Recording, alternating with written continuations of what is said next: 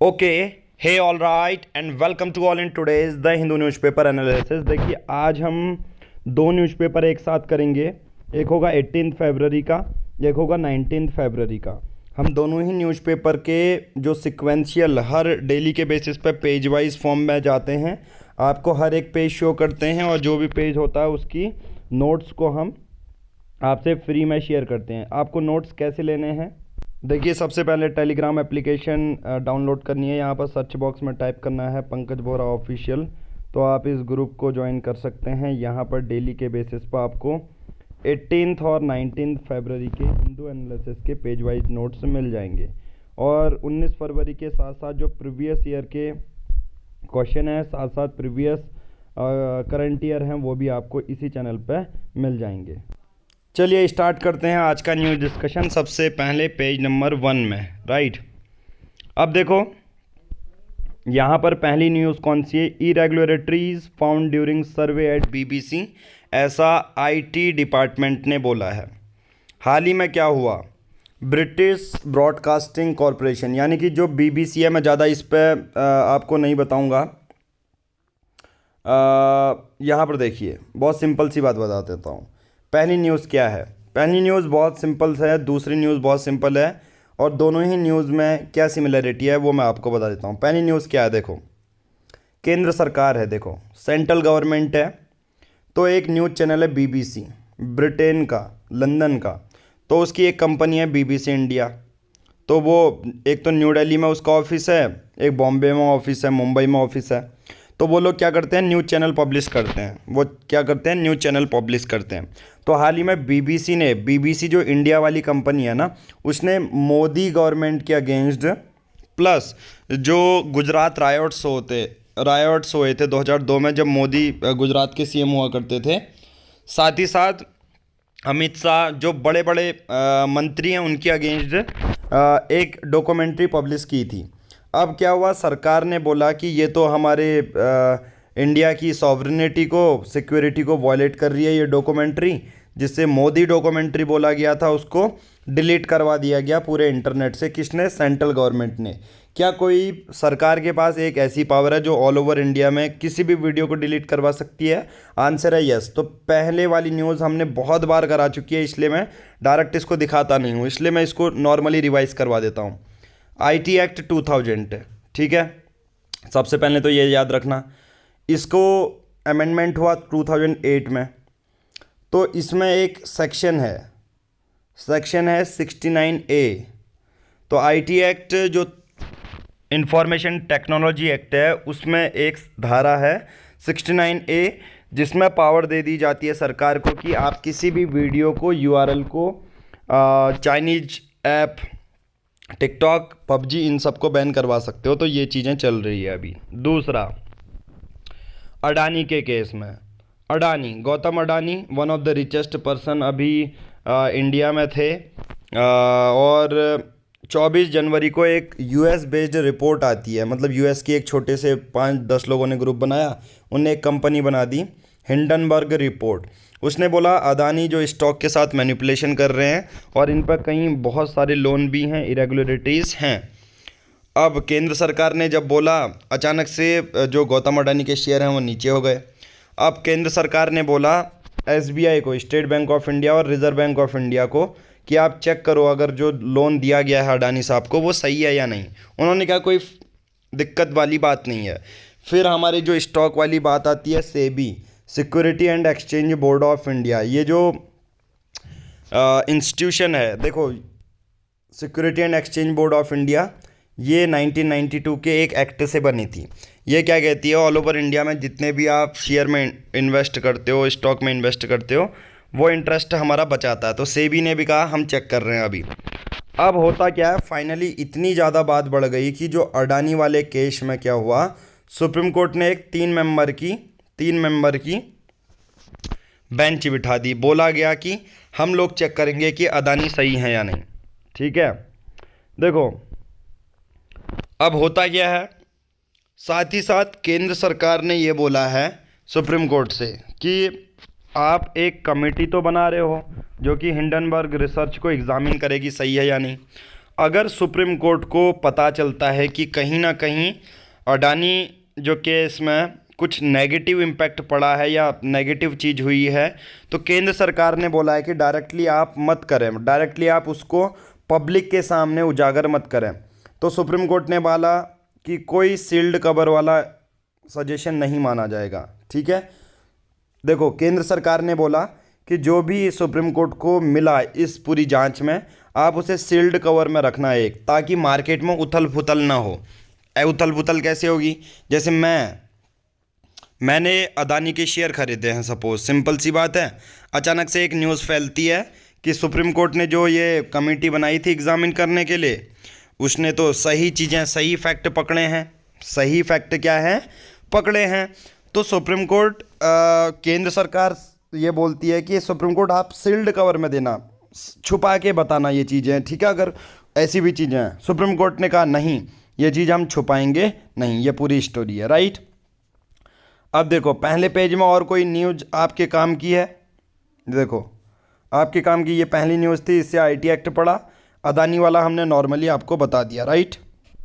अब देखो यहाँ पर कौन सी न्यूज़ है, Sena's name symbol go to Shinde camp, कोई मतलब नहीं है। यहाँ पर देखो इलेक्शन कमीशन वाली बात आती है। इन्होंने हाल ही में, इलेक्शन कमीशन क्या कर सकता है, सबसे पहले एक चीज़ बता देता हूँ। इलेक्शन कमीशन एक है आपकी कॉन्स्टिट्यूशनल बॉडी, आर्टिकल 324 के अंदर काम करती है। अब इसने हाल ही में फ्राइडे को यानी कि शुक्रवार को allotted the name Shiv Sena and the party bow and arrow symbol to the Eknath Shinde faction, in effect recognizing it as the original party founded by बाला साहिब ठाकरे। यहाँ पर क्या बोल दिया गया, शिवसेना और पार्टी का जो धनुष और बाण का सिंबल था वो एकनाथ शिंदे के कुछ ग्रुप को दे दिया गया और बोला गया कि ये ओरिजिनल पार्टी बाल साहब ठाकरे ने बनाई थी। तो मैं आप लोगों को ये बता देता हूँ कि कोई भी जो शिवसेना का नेम है, सिंबल है, वो शिंदे, जो एकनाथ शिंदे की सरकार है, उसको चले गया है।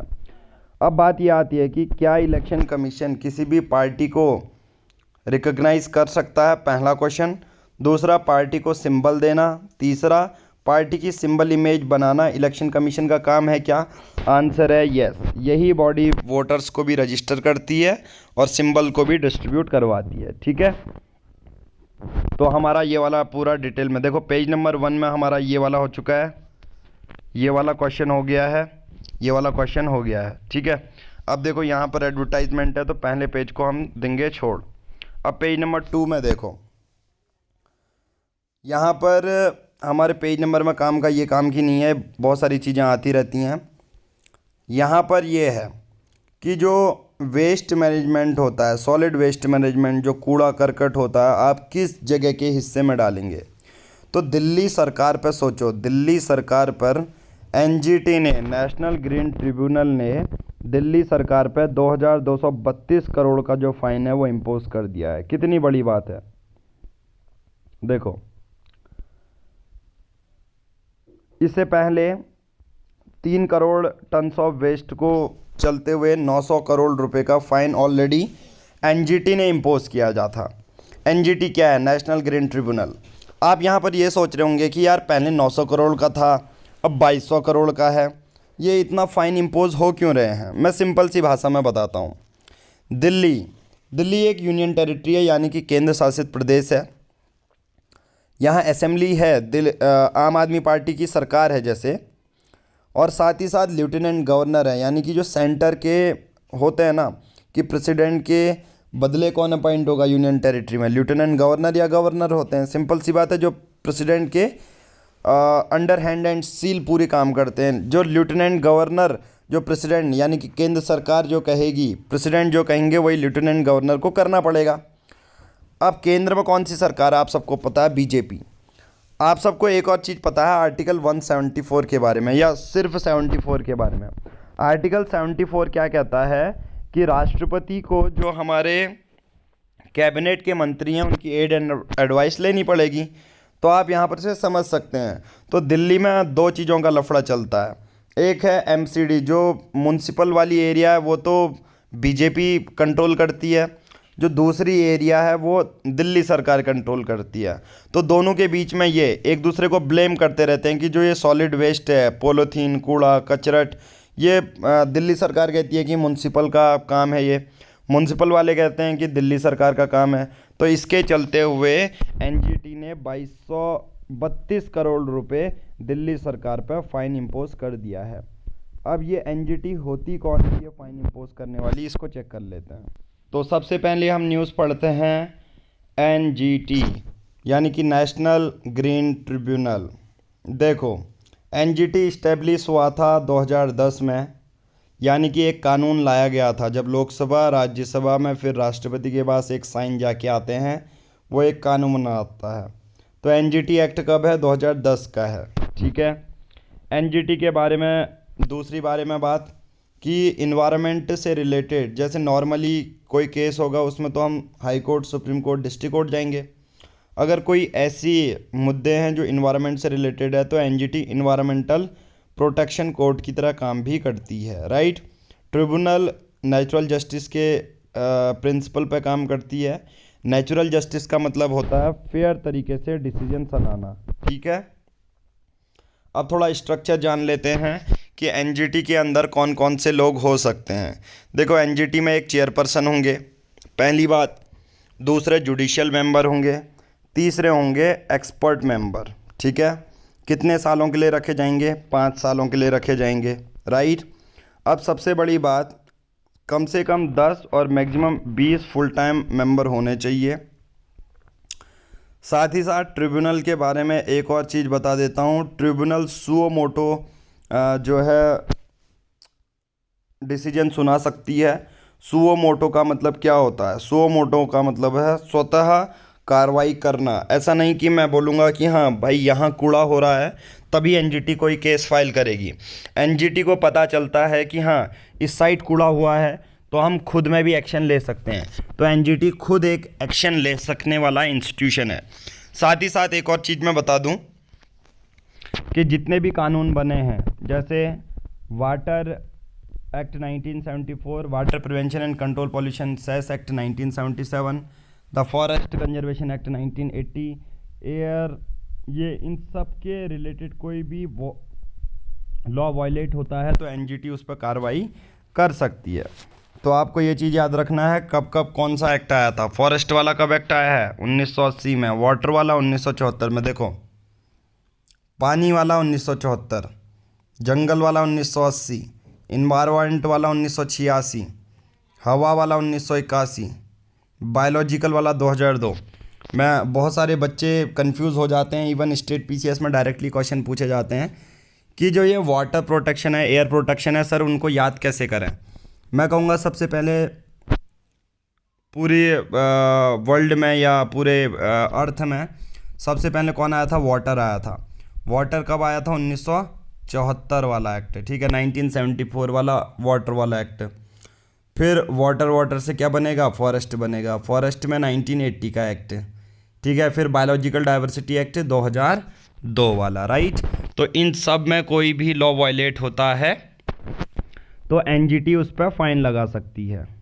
तो आई थिंक अब आपको ये वाला पेज वाला समझ में आ चुका होगा। और इवन यहाँ पर ये भी बोला गया है कि लेफ्टिनेंट गवर्नर कह रहे हैं कि हमने एक कमेटी बनाई है जो चेक करेगी सॉलिड वेस्ट मैनेजमेंट को। चलिए नेक्स्ट हम आ जाते हैं पेज नंबर 3 में। केजरीवाल डिमांड कर रहा है एलजी का resignation after Supreme Court order on mayoral election. अब देखो, लेफ्टिनेंट गवर्नर कौन होते हैं? लेफ्टिनेंट गवर्नर वो होते हैं जो जनरली किसी यूनियन टेरिटरी के लिए अपने हर एक डिसीजन को सुनाते हैं। पर वहाँ एक सरकार भी है तो दोनों के बीच में एक टसल चलते रहता है। लेफ्टिनेंट, देखो 69th अमेंडमेंट एक्ट, ये चीज़ एक आप लोगों को बता दूं, 69th कॉन्स्टिट्यूशनल अमेंडमेंट एक्ट क्या था? वो था कि दिल्ली को एनसीआर नेशनल कैपिटल रीजन वाला रीजन हम घोषित करें। राइट। पेज नंबर 3 में अब केजरीवाल ये कहते हैं कि हमें लेफ्टिनेंट गवर्नर का रेजिग्नेशन चाहिए। जैसा मैंने बोला, हमेशा टसल चलती रहती है कि आप जो म्युनिसिपल के इलेक्शन है वो जल्दी क्यों नहीं करवा रहे हो। ठीक है। ये आपको करने की ज़रूरत नहीं है, ये आपको करने की ज़रूरत नहीं है। ये एडवर्टाइज़ है, ये भी एडवर्टाइज़ है। पेज नंबर 4 देखो, teacher recruitment scam, 1 arrested, BJP, कोई काम की न्यूज़ आपकी है नहीं। ये देखिए, मैं आपको पूरा न्यूज़पेपर इसलिए ही शो करता हूँ ताकि आपको समझ में आ जाएं चीज़ें। Lalu Prasad could have taken on PM, sorry for the pause. Now page number 5 में आप चाहते हैं जमात इस्लाम, ये आपको नहीं करना है। Telangana question, high court decision, poaching case, BJP के हिंदुत्व राष्ट्र, कोई भी ऐसी न्यूज़ नहीं है जो आपकी काम की हो सके। ये आपका एडवर्टाइजमेंट दिया हुआ है, ठीक है। चलिए अब बात करते हैं आज के एडिटोरियल में। देखो एडिटोरियल में सबसे पहला यहाँ पर ये दिया है कि पिछले 17 साल हो चुके हैं और मनरेगा को इम्प्लीमेंट किए हुए। देखिए 2005 से इम्प्लीमेंट किया गया। 1991 में अगर आप देखोगे मनरेगा की पुरानी शुरुआत में अगर हिस्ट्री बताऊं तो 1991 1991 वो वर्ष था जब पीवी नरसिम्हा राव की सरकार हुआ करती थी। और तो उन्होंने कहा कि भाई साहब 100 दिन का रोज़गार देना है रूरल लेबर्स को, और साथ ही साथ रूरल लेबर्स को 100 दिन का रोज़गार तो देना है, साथ ही साथ क्या करना है कि जो इंफ्रास्ट्रक्चर डेवलपमेंट है वो भी अच्छा होना चाहिए। तो उसलिए उन्होंने मनरेगा, तो अब होता क्या है, 17 साल हो चुके हैं मनरेगा को इम्प्लीमेंट होते हुए। उन्होंने बोला है कि ग्रामीण क्षेत्र में पॉजिटिव इम्पैक्ट देखने को मिला है। सिंपल सी बात है। पर मनरेगा की यहाँ पर ख़ास बात क्या आती है कि मनरेगा से रिलेटेड कंट्रोवर्सी क्या है भाई साहब? क्यों मनरेगा को इतना ज़्यादा कंट्रोवर्शियल माना जा रहा है अभी के टाइम पे? होता क्या है, 2020, 2021, 2022 लगातार कोविड-19 पैंडमिक बहुत ज़्यादा पीक में रहा। इसके बेसिस पे क्या हुआ, जो भी अर्बन लेबर्स हैं, जो इवन स्किल्ड लेबर्स भी हैं, जो किसी फैक्ट्री में काम करते हैं, वो माइग्रेट होते हुए कहाँ आए, रूरल एरियाज़ में आए, क्योंकि उसमें पैंडमिक लगा हुआ था, सब चीज़ क्लोज था, इवन ट्रैफिक ट्रांसपोर्ट भी नहीं चल रहा था। तो सभी लोग ग्रामीण क्षेत्र में आ गए। अब ग्रामीण क्षेत्र में एक हमारी क्या है, ग्रामीण क्षेत्र में एक हमारी 100 दिन का रोजगार वाला गारंटी स्कीम है, ठीक है। 100 दिन वाला गारंटी स्कीम है। वो क्या है, 100 दिन का गारंटी स्कीम क्या है कि उसमें क्या होता है कि 100 दिन का आपको रोजगार दिया जाएगा अनस्किल्ड लेबर्स को। बट हुआ क्या, बहुत सारे राज्यों ने, इवन तमिलनाडु, केरल, राइट, गुजरात, राजस्थान, इन सब लोगों ने, बिहार, यूपी, ऐसे बहुत सारे राज्य हैं जिन लोगों ने मनरेगा पे तो काम चलवाया। मान के चलो बिहार ने एक स्कूल बनवाया, वहाँ पर लगाया 200 लोगों को, और 200 लोगों को बोला कि 100 दिन के लिए काम है मनरेगा के अंदर, तो आप आ जाओ। तो 100 लोग आए, मान के चलो उनकी 100 हो गया। देखो 100 एक दिन का हो गया, 30 दिन का हो गया, ठीक है। तो कितना हो गया, 3,000 रुपये। मतलब 30 दिन काम करना है, और मतलब 100 दिन का काम है, सॉरी 100 दिन का काम है, और मान के चलो एक दिन उनको 500 भी मिलते हैं या 600 भी मिलते हैं, तो वो उनको महीने महीने तक नहीं मिले हैं, ठीक है। 30, मैंने सोचा 30, 600 रुपये मिलते हैं, सपोज मान के चलो 700 रुपये मिलते हैं, इवन 500 रुपये मिलते हैं। तो 2 से 3 महीने का वेजेस नहीं दिए गए हैं वहाँ के लेबर्स को। तो यही पूरी कंट्रोवर्सी अभी निकल के हुए आई है। अब होता क्या है, जो यूनियन बजट 2023-2024 होता है उसमें मनरेगा के लिए क्या किया जाता है, राज्य सरकारों को पैसे दे दिए जाते हैं। पैसे दे दिए जाते हैं तो सिंपल सी बात है, मनरेगा का काम जो है अब राज्यों से क्या बोला गया है, अब डिमांड ड्राइवन पे बनाना। यानी कि बिहार को ज़रूरत है नहर की, वो बना रहे हैं स्कूल, तो वो गलत है। तो जिस राज्य को जो ज़रूरत है उसके बेसिस पे आगे चीज़ें करनी होगी, ऐसा बोला गया है। तो now MNREGA, Mahatma Gandhi national rural guarantee act. देखो ये एक कानून है, ये पास किया गया था 7 सितंबर 2005 को, जो कि एम्प्लॉयमेंट जनरेशन यानी कि आपका रोज़गार दिलवाता है, सोशल सिक्योरिटी जो है फिक्स करवाता है। जनरली ये पूरे ऑल ओवर इंडिया में काम करेगा मनरेगा, बट उस जगह पर नहीं करेगा जहाँ 100% शहरी आबादी नहीं है, ठीक है। तो लेटेस्ट अनाउंसमेंट ये कहती है कि finance minister Nirmala Sitharaman ji, even जब मैंने बोला ना कोविड चल रहा था वहाँ पर, और जो ज़्यादा निर्मला सीतारमण जी ने जो 100 दिन का रोजगार था इवन 150 दिन कर दिया। और साथ ही साथ जो 700 800 कहीं 1000 रुपये मिल रहे थे कोविड-19 के टाइम में, बोल दिया गया कि मनरेगा वर्कर्स को इवन 2000 रुपये भी ऑन एन एवरेज दिए जाएंगे। सोच रहे हो कितनी बड़ी बात है। तो ये मनरेगा का लेटेस्ट चीज़ें हैं। मनरेगा अब 1991 में पीवी नरसिम्हा राव की सरकार ने बोला कि हम ये एक स्कीम लेके आते हैं जिसमें इंफ्रास्ट्रक्चर बढ़ाएंगे, फूड सिक्योरिटी बढ़ाएंगे। साथ ही साथ मैं ऑब्जेक्टिव बात करता हूँ मनरेगा का। मनरेगा में 100 दिन का रोजगार दिया जाएगा। ग्रामीण अनस्किल्ड लेबर्स को इकोनॉमिक सिक्योरिटी बढ़ाई जाएगी। साथ ही साथ जो माइग्रेशन है वो कम किया जाएगा, रूरल टू अर्बन माइग्रेशन। ठीक है, ग्रामीण क्षेत्र से अर्बन क्षेत्र में माइग्रेशन इससे कम होगा। राइट, तो ये बात हो गई अपने मनरेगा वाली। चलिए अब बात करते हैं हमारी सेकंड। अब आप सबने पार्लियामेंट की रिसेंट स्पीच तो बहुत ज़्यादा वायरल हो रही है, वो आपने देख ली होगी, जिसमें कांग्रेस से जुड़े हुए राहुल गांधी और मिस्टर मोदी, मिस्टर राहुल गांधी जी बोलते हैं मिस्टर मोदी जी से कि आपके जो देखो एक स्टोरी हो रही होती है, मैं पूरा आपको बता देता हूँ। मिस्टर मोदी क्या कर रहे होते हैं, स्पीच दे रहे होते हैं कि जंगल में एक बार 2 शिकारी गए। तो मिस्टर राहुल गांधी उसमें बोल देते हैं कि आप और गौतम अडानी। ठीक है, ऐसी चीज़ें बहुत सारी स्पीच जो हैं वो दी जाती हैं। अब होता क्या है कि यार जहाँ काम है मेंबर ऑफ पार्लियामेंट का, कोई एमपी है, कि आप अकाउंटेबल ठहराओ, एग्जीक्यूटिव को अकाउंटेबल ठहराओ। देखो कौन कौन से होते हैं, एक होता है लेजिस्लेटिव, एक होता है एग्जीक्यूटिव, एक होता है जुडिशरी। लेजिस्लेटिव मतलब सभी एमपी आ जाएंगे। एग्जीक्यूटिव का मतलब जो कैबिनेट के मंत्री होते हैं, काउंसिल के मंत्री होते हैं, वो होते हैं। तो कभी भी एग्जीक्यूटिव किसके लिए रिस्पॉन्सिबल है, पार्लियामेंट के लिए।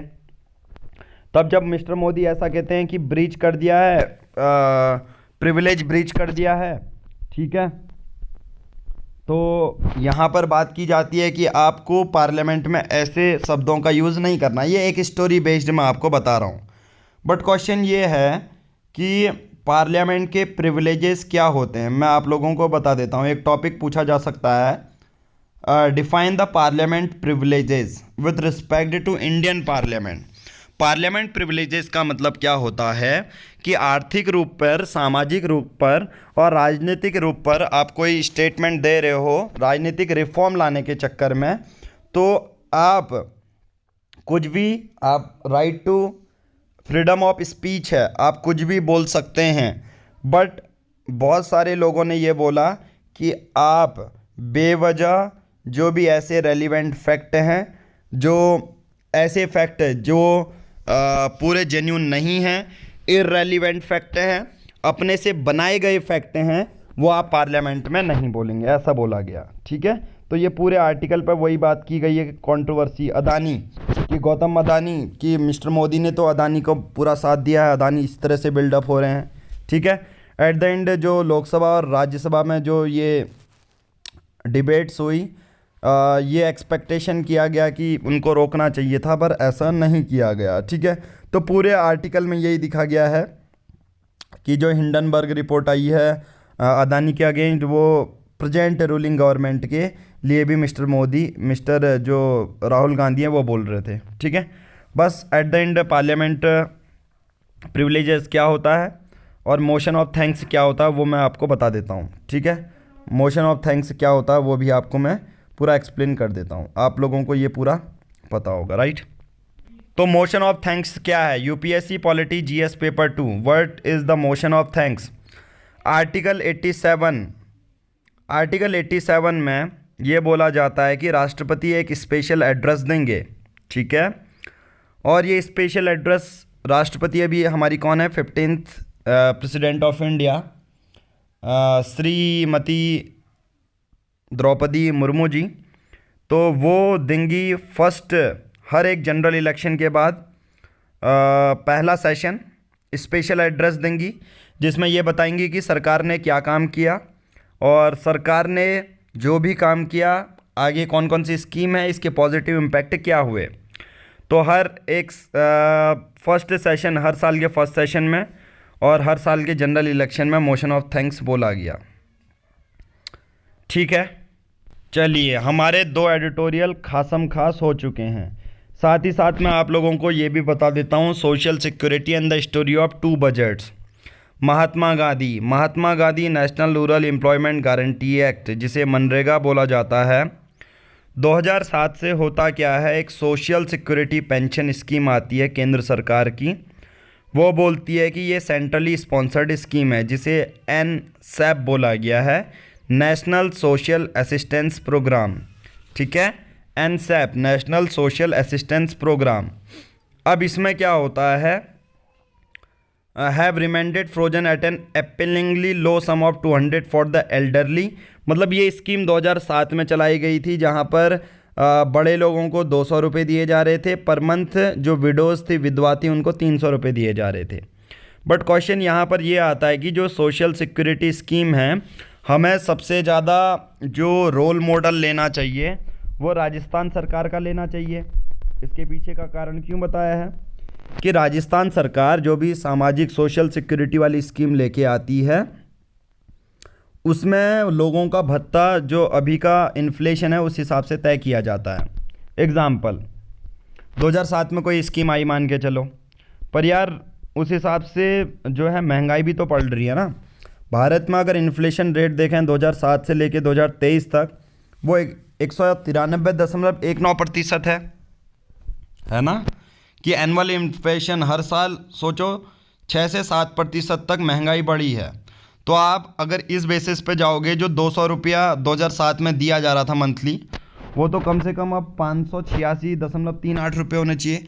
मतलब जो 200 रुपये आप 2007 में दे रहे थे, अभी की महंगाई के हिसाब से महंगाई देखोगे तो ये वाला जो फैक्ट है वो हमेशा याद रख लो, 2007 से लेके इतना हर साल एवरेज दर 6% महंगाई दर बढ़ी है।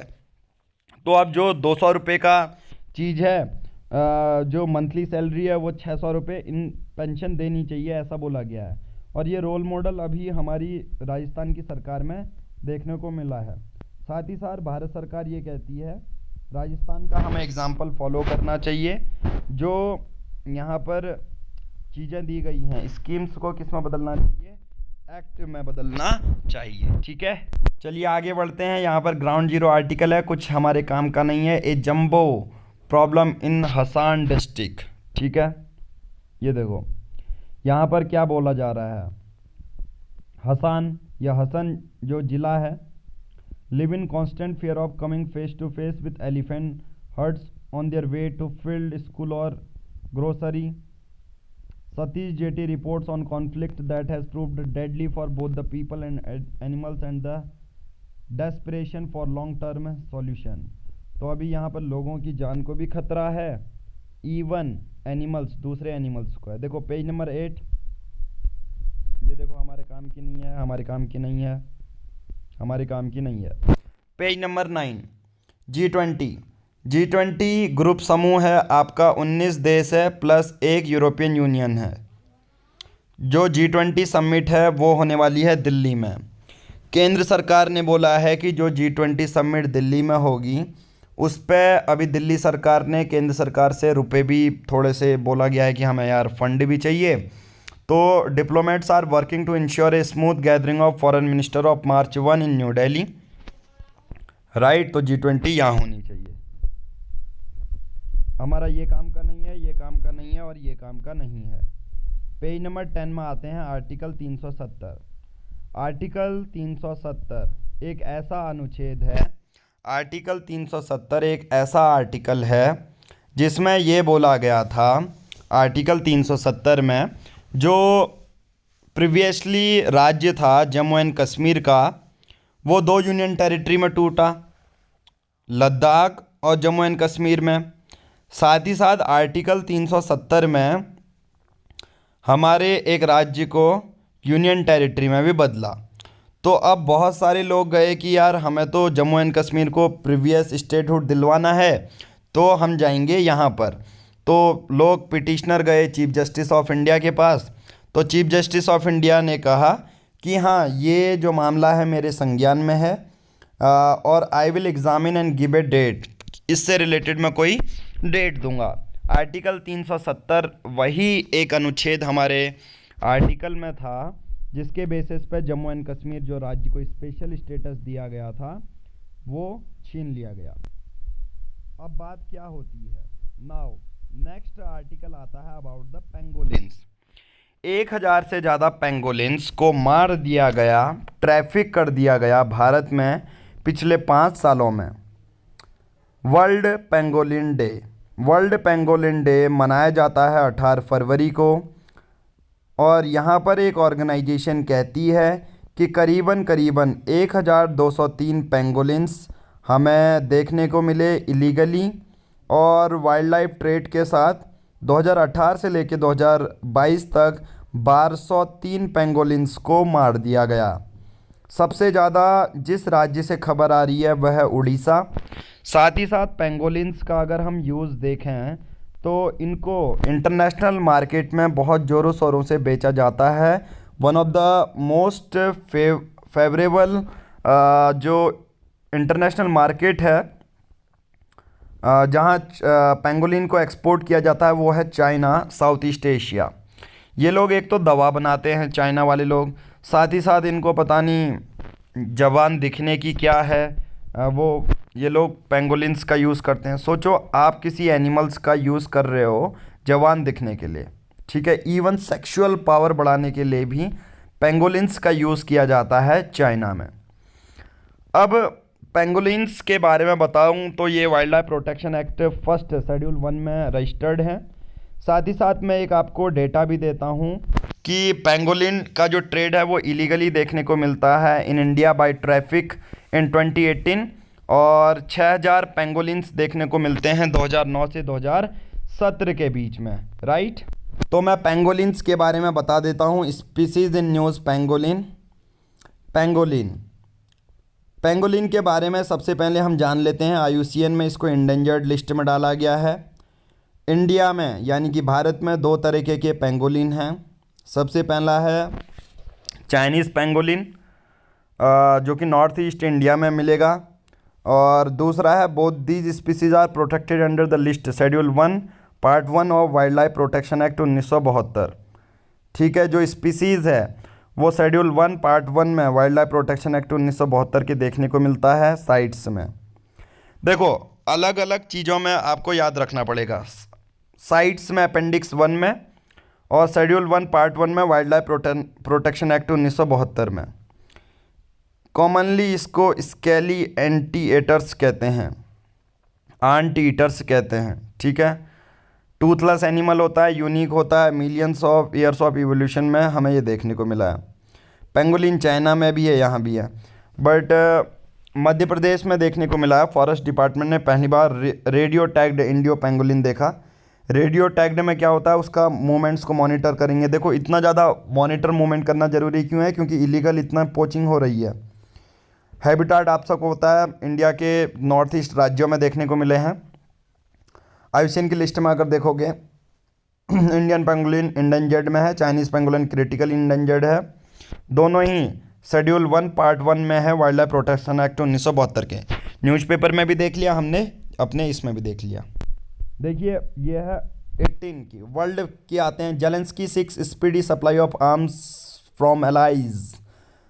यूक्रेन वन ऑफ द अभी एक ऐसी कंट्री जो रशिया के अटैक में है, पड़ोसी देशों से मदद मांग रहा है। Russia to test missile in naval drills with China. Suicide strike on की police office in Pakistan leaves 7 dead.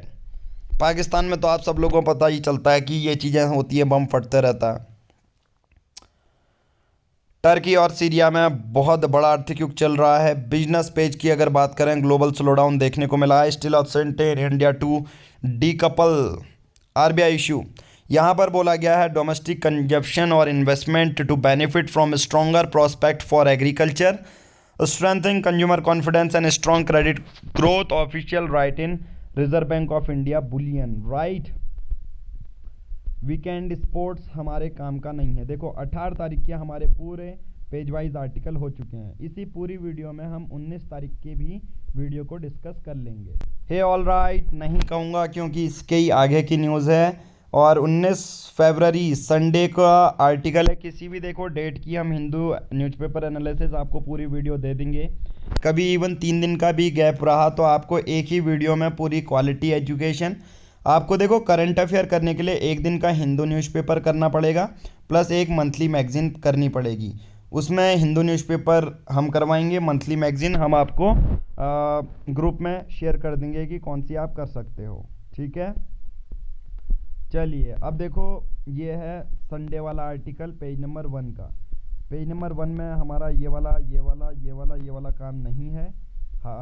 हमारा काम है ये जीएसटी काउंसिल। मैं सबसे पहले आप लोगों को जीएसटी काउंसिल के बारे में बता दूं कि यार ये ग्रुप कौन सा है जो इतना तगड़ा ग्रुप है। पहले पेज में न्यूज़ आ गई जीएसटी काउंसिल की, वही सिमिलर चीज़ देखनी है आपको पंकज बोरा ऑफिशियल में। जीएसटी काउंसिल, जीएसटी काउंसिल ये कॉन्स्टिट्यूशनल बॉडी है, अंडर आर्टिकल 279A के अंदर ये बनी हुई है। ठीक है, तो जीएसटी आया था 101st अमेंडमेंट एक्ट 2016 के अंतर्गत, और उत्तराखंड पहला एक ऐसा राज्य है जहां जीएसटी इस्टेब्लिश हुई थी। जीएसटी एक फेडरल बॉडी है, यानी कि केंद्र सरकार के साथ साथ राज्य सरकार भी बहुत ज़्यादा रिस्पॉन्सिबल है, साथ ही साथ उनको पावर भी दी गई है। जीएसटी काउंसिल एक ऐसे ग्रुप का समूह है जिसमें केंद्र सरकार के भी बंदे हैं और राज्य सरकार के भी बंदे हैं। तो जीएसटी काउंसिल में ये बोला गया है कि जो डिसीजन है वो 3/4 के उससे लिया जाएगा, जिसमें अगर आप देखोगे जिसमें केंद्र सरकार का वेटेज है 1/3, मतलब केंद्र सरकार का वेटेज कितना है 1/3, और राज्य सरकार में वेटेज है 2/3। तो ये वेटेज के साथ साथ जीएसटी काउंसिल हमारी चलती है, राइट। तो कोई भी टैक्स बढ़ाना हो, टैक्स घटाना हो, तो हमारी जीएसटी काउंसिल ही काम करेगी। तो अब न्यूज़ क्या आई है आप सबको पता है, बहुत सारे राज्य सरकारों को जीएसटी इम्प्लीमेंट करने के वजह से बहुत ज़्यादा लॉस हो चुका था। क्यों? एक नया टैक्स सिस्टम था, 2017 में इसको लाया गया था। तो हमारी फाइनेंस मिनिस्टर और केंद्र सरकार ने ये बोला गया कि जो 2017 में लागू जीएसटी है 5 साल तक हम राज्यों को क्या देंगे? कंपनसेशन देंगे। ठीक है, राज्यों को क्या देंगे? कंपनसेशन देंगे। मतलब जिन राज्यों को लॉस हुआ है जीएसटी इम्प्लीमेंट करके, उन राज्यों को हम जीएसटी जितना भी लॉस हुआ है उतना रुपया देंगे। तो इस बार GST appellate tribunal gets nod, और जो राज्यों को ड्यूज़ थे, जो बचे हुए पैसे थे, वो भी क्लियर कर दिए गए हैं। करीबन अगर मैं मोटा देखूं तो फाइनेंस मिनिस्टर निर्मला सीतारमन, जिन्होंने काउंसिल को चेयर किया, अनाउंस किया centre for releasing GST compensation dues to states amounting to 33,506 crore on Saturday, right. तो पहला हो गया। दूसरा आता है पेज नंबर, ये हमारे काम का नहीं है, ये हमारे काम का नहीं है, ये हमारे काम का नहीं है, ये हमारे काम का नहीं है। निक्की केस, ये केस हमारे काम का नहीं है। ठीक है, चलिए आ जाते हैं पेज नंबर 3 में। ईडी हैज़ फार नैप्ड 9। तो आप देख रहे हैं कि बहुत सारे न्यूज़पेपर में, इसलिए पूरी मैं न्यूज़ दिखाता हूँ। पीएफआई कॉन्स्पिरेसी केस, एनआईए का मतलब क्या होता है? एनआईए है आपका नेशनल इन्वेस्टिगेशन एजेंसी। जब 2008 में मुंबई के टेरर अटैक हुए थे, उसमें एनआईए से बोला गया था कि आप छानबीन करो भाई साहब।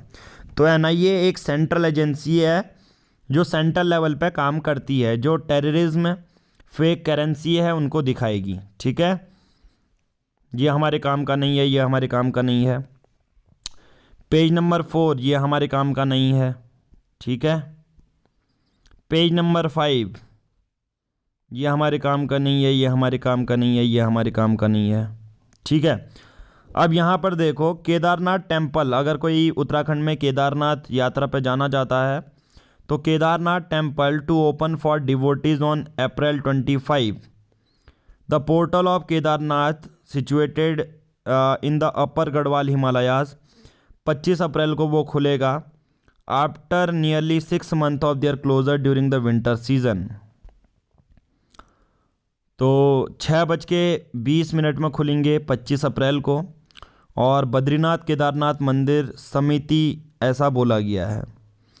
जो टाइमिंग है, डेट है रीओपनिंग मंदिर के गेटों की वो अनाउंस किया जाएगा at the Omkareshwar temple in Ukhimath on Saturday on the occasion of Mahashivratri. कब बताया गया? जो ओमकारेश्वर मंदिर है ऊखीमठ, ये भी आपका चमोली है, उत्तराखंड के चमोली ज़िले में है। इन्होंने नहीं, ये है आपका रुद्रप्रयाग में है, ठीक है, रुद्रप्रयाग में। ऊखीमठ कहाँ है? रुद्रप्रयाग में। जोशीमठ है चमोली में, ठीक है। रुद्रप्रयाग वही जिला है जहाँ पर केदारनाथ भी है, ठीक है। चलिए, उत्तर प्रदेश लखनऊ में ग्लोबल इन्वेस्टर समिट हुआ, अलग अलग इन्वेस्टर्स आए और यहाँ पर पता लगा कि क्या है, क्या पता लगा कि जो गौतम बुद्ध नगर है, जिनकी per capita income 5 lakh per annum है, most developed areas Uttar Pradesh की जगह में बताया गया गौतम बुद्ध नगर को बहुत सारे पैरामीटर में। साथ ही साथ अलग अलग जगहों को, वाराणसी, गोरखपुर, लखनऊ और आगरा को भी बहुत ज़्यादा इन्वेस्टमेंट मिली।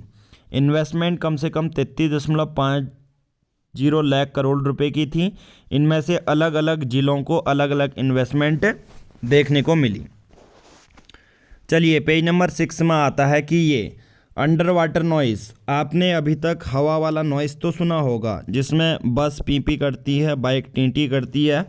समुद्र के अंदर कौन लोग आवाज़ करते हैं?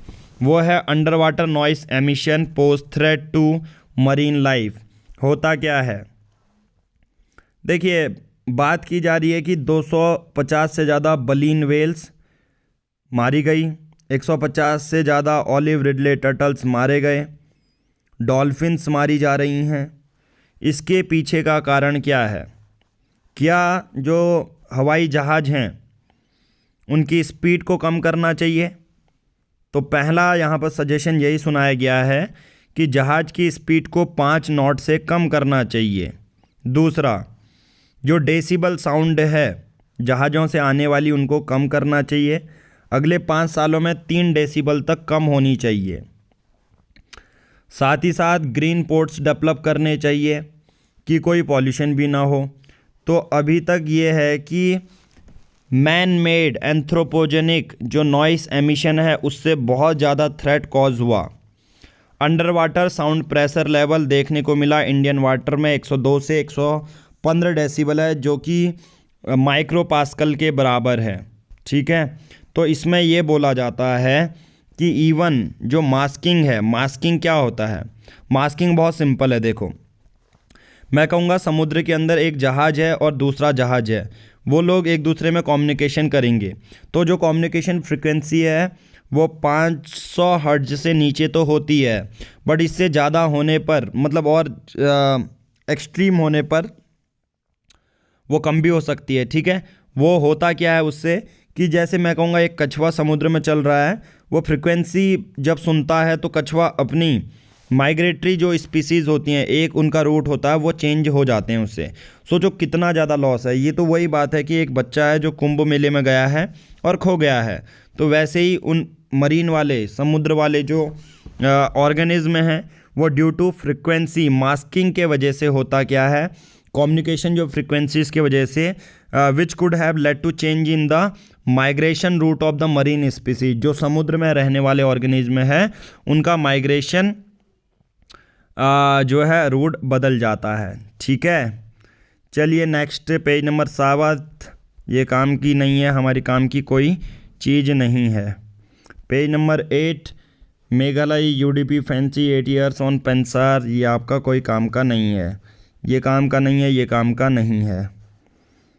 जयशंकर, देखो इससे पहले Kuno national park, Kuno national park है अपना मध्य प्रदेश में। कूनो नेशनल पार्क में नामीबिया से लाए गए थे बार चीता, ठीक है। तो अब साउथ अफ्रीका से फिर से बार चीता लाए जा रहे हैं कूनो नेशनल पार्क में। मैं एक ख़ास बात आप लोगों को ये बताता हूँ कि रूरल टूरिज़्म किस हद तक भारत में बढ़ाया जा सकता है। अगर बोला गया रूरल टूरिज़्म बढ़ाने की बात, कि हम ग्रामीण टूरिज़्म को किस हद तक बढ़ा सकते हैं। अब होता क्या है, एक गांव है मटूर में, ठीक है। कौन सा गांव है? मटूर में एक गांव है कर्नाटका के पास, जहां पर सभी वहां के लोग संस्कृत बोलते हैं। दूसरा, महाराष्ट्र में एक मसीली, ठीक है। मटूर एक गांव है कर्नाटका में जहाँ के लोग संस्कृत बोलते हैं। मचिली एक महाराष्ट्र में है जहाँ कोकोनट, बेटल, बनाना प्लांटेशन से लोग घिरे हुए हैं। जो बिश्नोई है, बिश्नोई गांव है राजस्थान में, वहाँ लोग आते रहते हैं। ग्रेट इंडियन बस्टर्ड देखने को मिलता है। आपने बिश्नोई जो गांव राजस्थान में सुना है वो ग्रेट इंडियन बस्टर्ड से रिलेटेड है। तो सोचो भारत में ऐसे कितने ही न जाने कितने यूनिक चीज़ें हैं। कुछ एग्जांपल मैं आप लोगों को बताता हूँ। तमिलनाडु के कोलुकुमलाई में हाईएस्ट टी प्लांटेशन है पूरे विश्व का। केरला में डेवलकॉम योगा सेंटर है नदी के किनारे में, राइट।